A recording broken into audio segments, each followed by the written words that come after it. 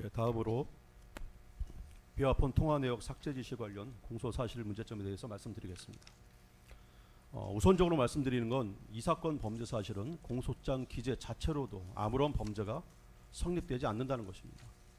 공소장 기재에 하더라도 피고인이 김성훈 경호차장에게 지시한 것은 당시 보안사고가 발생하면 어떠한 조치를 취해야 하는지 물어보면서 사령관들 비화폰에 대해서도 조치하라고 지시한 것뿐입니다.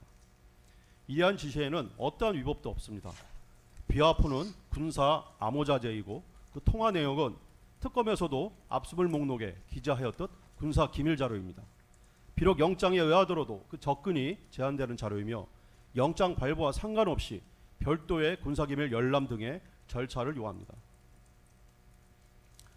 당시 계엄 직후 언론에도 보도됐듯이 전 국정원 제1차장 홍장원에 의해서 비화폰이 외부에 노출되는 보안 사고가 발생을 하였습니다. 또한 비슷한 시기에 계엄 사무를 수행한 사령관들도 직무가 배제되어 경호처 비화폰을 더 이상 소지할 수 없게 되었습니다. 그러나 각 사령관들의 비화폰은 반납되지 않았고 보안 사고가 발생하게 된 것입니다. 즉 비화폰의 암호 체계 등이 외부에 노출될 위험에 처하게 된 것입니다. 이러한 보안 사고가 발생하는 경우에는 대통령 경호처 보안통신 규정과 대통령 경호 보안 업무 규정에 따라서 즉시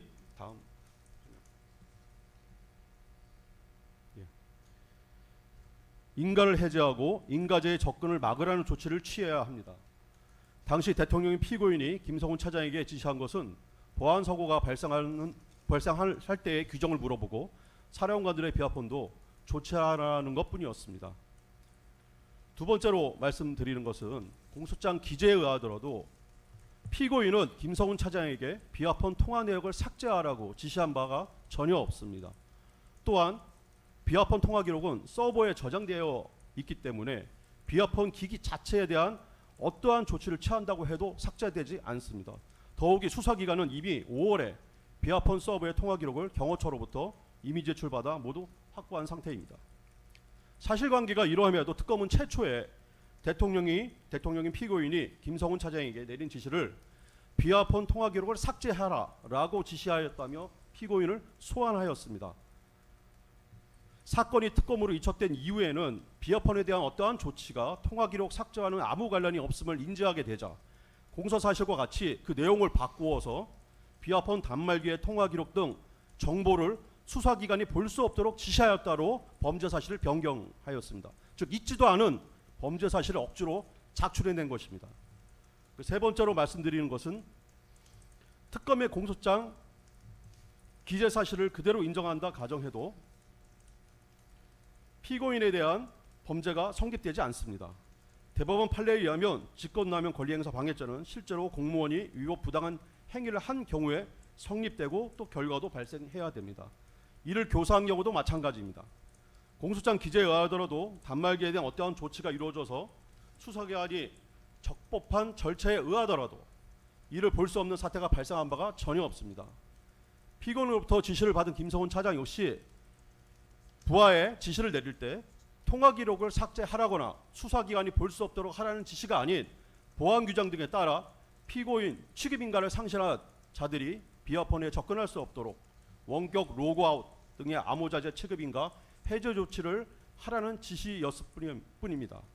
그러나 이 지시를 받은 부하 김대경은 당시 내란몰이 상황에서 자신에게 불이익이 갈까 두려워 김성훈 차장의 합법적인 지시조차 이행하지 않은 것입니다. 김성훈 차장에 대한 구속영장이 서부지방법원에서 기각된 이유도 이와 같습니다. 이에 대해 특검은 형법상의 일반적인 직권남용죄는 대법원 판례와 같이 위법한 결과 발생을 요하지만 대통령 경호법에서 정한 직권남용죄는 경호관들이 총을 들고 다니기에 위험성이 큰 만큼 입으로 내뱉는 순간 기소가 된다는 황당한 주장을 적부심에서 한 바 있습니다. 이러한 법리 주장이 법에 무죄한 일반인이 아닌 검사의 입에서 나왔다는 것도 황당할 따름입니다. 결국 특검의 주장에 의하더라도 피고인이 지시는 하였지만 김성훈 차장도 위법 부당한 지시를 부하 직원에게 한 바가 없고 또 위법 부당한 결과가 발생하지도 않은 것인데 이는 실패한 교사로 처벌될 수 없습니다. 이 사건 공소장 기재를 그대로 이해하면 수사기관은 적법 절차와 상관없이 수사를 하다 우연하게 취득한 기밀 자료나 암호자재 또 마음대로 열람 등사할 수 있다는 것이고, 그러한 행위를 막는 것이 범죄 행위라는 것입니다. 오히려 법에서 정한 절차에 의하지 않은 수사기관의 열람 등사가 불법인데도 말입니다. 특검은 이 사건에서 대통령 경호처 비합헌 통화 기록을 불법적인 방법으로 취득하였고, 이를 바탕으로 김성훈 차장을 신문하여 이 사건 범죄 사실을 추가하였습니다. 잠깐 기다려 주십시오. 이상과 같이 비합헌 관련된 피고인의 교사 범죄 행위는 공소장 기재 자체로도 죄가 되지 않습니다. 다음.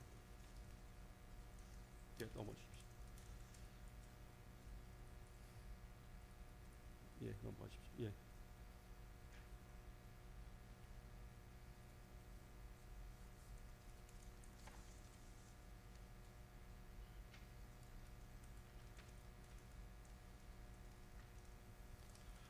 두 번째 공소 사실인 체포영장 집행에 관련하여 공소 사실의 문제점에 대해서 말씀드리겠습니다. 두 번에 걸친 체포영장 집행에 관해서 피고인 측은 공수처의 수사, 영장의 청구, 영장의 발부, 영장의 집행 전 과정이 모두 불법이라고 주장을 한 바 있는데, 이에 대해 공수처와 특검은 일관되게 법원이 일단 영장을 발부하였으니 공수처의 수사권이 인정된 것이고, 법원의 영장 발부도 적법하고, 집행에 대해서도 어떠한 방해 행위도 하지 말아야 한다는 주장입니다. 한마디로 서부지방법원의 영장판사가 공수처에 없는 수사권도 만들 수 있고, 영장판사가 발부한 영장의 효력은 헌법과 법률의 어떠한 조항보다도 우선한다는 절대적 우위를 갖는다는 주장입니다. 공수처의 체포영장 집행과 관련해서 가장 우선적으로 드리는 부분은 공수처는 대통령에 대한 내란죄 수사권이 없다는 것입니다. 공수처법 제2조 3호나 4호에 의하더라도 수사권이 없으면 명백합니다. 이에 대해 공수처는 이러한 변명을 합니다. 공수처가 수사를 할 수 있는 대통령에 대한 직권남용죄를 수사하다 보니 내란죄를 인지하게 되었고, 따라서 4호에 관련된 관련 범죄로 보아야 한다는 것입니다. 그러나 대통령은 헌법 제84조에서 내란 외환이 아니면 형사소추를 받지 아니하고, 형사소추는 수사를 전제로 한 것이어서 수사를 해서도 안 됩니다. 더욱이 강제수사는 말할 것도 없습니다. 수사를 할 수 없는 직권남용죄를 수사하였다는 것도 불법이고, 수사를 하다가 내란죄를 인지하였다는 것도 불법입니다. 따라서 공수처는 당시 대통령인 피고인에 대한 내란죄 수사권이 없음에도 수사를 한 것입니다. 이 점에 대해서는 2025 고학 129 사건에서의 구속 취소 결정에도 그대로 반영되어 있는데, 특히 내란죄를 인지하였다고 하는 어떠한 근거도 존재하지 않는다고 설시한 바도 있습니다. 두 번째로 공수처는 관할을 위반해서 영장을 청구하였고, 서부지방법원은 위법하게 영장을 발부하였다는 것입니다. 내란죄, 직권남용죄 등은 모두 공수처가 직접 기소할 수 있는 사건이 아니고, 사건 조사가 완료되면 기소를 위해 서울중앙지방검찰청으로 사건을 이첩해야 하며, 서울중앙지방검찰청의 영장청구법원은 서울중앙지방법원입니다. 한마디로 공수처는 영장 발부가 가능한 법원을 찾아 법원 쇼핑을 한 것입니다. 공수처는 과거 중앙지방법원에 영장을 청구하여 기각을 당하자 그 사실을 숨기고 다시 서부지방법원에 청구했다는 의혹도 받고 있는 상태입니다. 이런 청구에 대해 서부지방법원은 관할 위반으로 영장 청구를 기각했어야 하나 발부하였고, 더욱이 형사소송법 110조, 111조 적용을 예외로 한다는 입법적 기재까지 하는 불법을 저질렀습니다. 세 번째로 영장 집행 과정에서 공수처는 법에서 정한 영장을 제시하는 절차를 이행하지도 않았습니다. 법과 판례에서 정한 영장 제시 예외 사유인 급속을 요하는 때가 아님에도 불구하고 영장을 제시하지도 않았습니다. 네 번째로 공수처는 영장에 기재되지도 않은 군사시설 보호구역을 수색하였고, 이를 거부하는 경호처 간부들을 특수공무집행 방해로 입건한 것입니다. 체포 수색 영장에 기재된 장소는 서울 용산구 한남대로 128-24였습니다. 그러나 공수처가 관저촌 출입문을 부수고 들어온 곳은 한남동 726-81일대였습니다.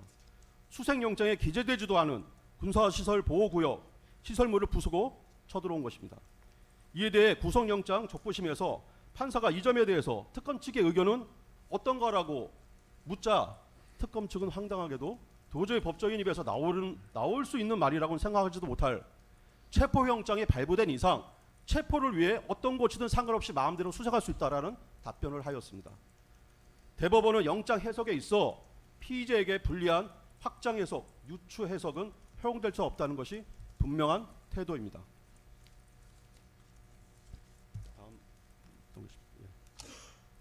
다음, 당시 공수처가 다섯째로 공수처가 위와 같은 영장에 기재되지도 않은 집원의 군사보호구역으로 문을 부수고 쳐들어오자 경호처장은 명확하고 분명하게 불승인 의사를 표명했습니다.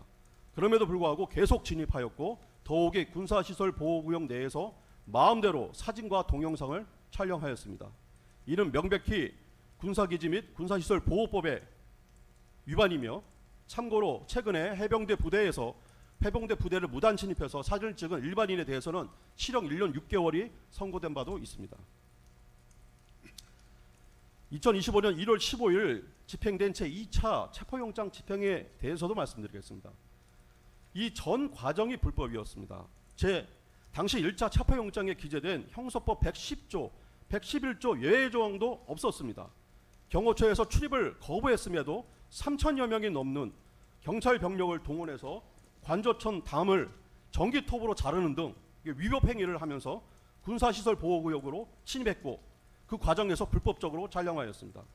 또한 영장 집행 전에 관저천 외곽을 경비하는 50억 경비단장을 직연을 지참토록 하여 공수처로 불러낸 후에 직연을 강제로 빼앗아 출입을 허가한다는 허위 공문서를 위조한 후에 영장 집행에 사용을 하였지만 그것이 사전에 언론에 의해 적발되자 사용을 하지 못한 바도 있습니다.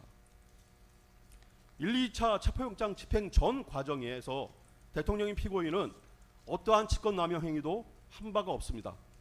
대통령인 피고인이 경호처 경호원들을 직접 지휘할 수 있는 지위에 있지도 않습니다.